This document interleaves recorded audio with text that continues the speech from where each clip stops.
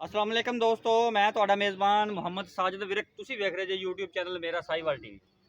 ਜਿਵੇਂ ਕਿ ਵੀਰ ਦੋਸਤ ਜਾਣਦੇ ਨੇ, ਅਸੀਂ ਵੀਰਾਂ ਵਾਸਤੇ ਹਰ ਰੋਜ਼ ਅੱਛੇ ਤੇ ਖੂਬਸੂਰਤ ਜਾਨਵਰ ਲੈ ਕੇ ਹਾਜ਼ਰ ਹੋਈਦਾ ਰੋਜ਼ ਦੀ ਨਿਸਬਤ। ਅੱਜ ਫਿਰ ਇੱਕ ਬੜਾ ਪਿਆਰਾ ਤੇ ਖੂਬਸੂਰਤ ਜਾਨਵਰ ਲੈ ਕੇ ਆਏ ਹਾਂ।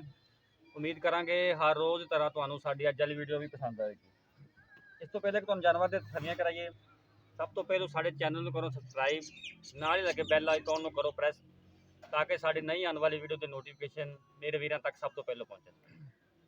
जोड़ा अस अज जानवर लैके आए हैं चोलिस्तान तो फरीदन क्रॉस है माशाल्लाह। दूजन वैड़ी जे साहब विरक की डेयरी पर पहुँचे हैं तो माशाल्लाह अच्छे जानवरों का कारोबार करते हैं। इनके जानवर हमेशा ही अच्छे रहे हैं, बड़े खूबसूरत तो मुनासिब रेट से जानवर लैके आते हैं।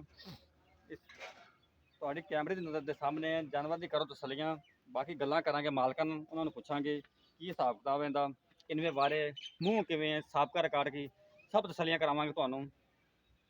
माशाल्लाह थब्बियां दे हवाने कैमरे की नज़र के सामने वेख सकते जे तुसीं।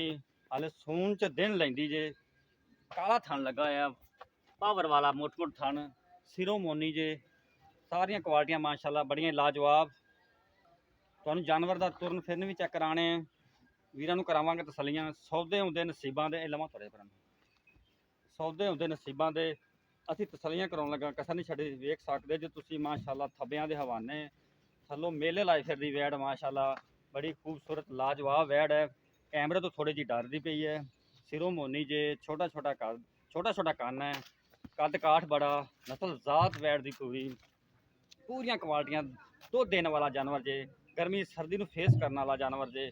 ਤੋਰ ਵੀ ਤੁਸੀਂ ਚੈੱਕ ਕਰ ਲਈ ਵੀਰਾਂ ਨੇ ਮਾਸ਼ਾਅੱਲਾ 16 ਨੇ ਤੋਰ ਜੇ। ਤੇ ਸਭ ਵੀਰਕ ਹਮੇਸ਼ਾ ਹੀ ਹੀਰਿਆਂ ਦਾ ਵਪਾਰ ਕਰਦਾ ਹੈ, सोहने ते सुच्चे जानवर लैके आंदा है, तसलियां वाले जानवर लैके आंदा है। साडियां पूरियां गरंटियां होणगियां इस जानवर दियां, हर चीज़ की गरंटी देवांगे, थना दी हर चीज़ की गरंटी साडी होवेगी।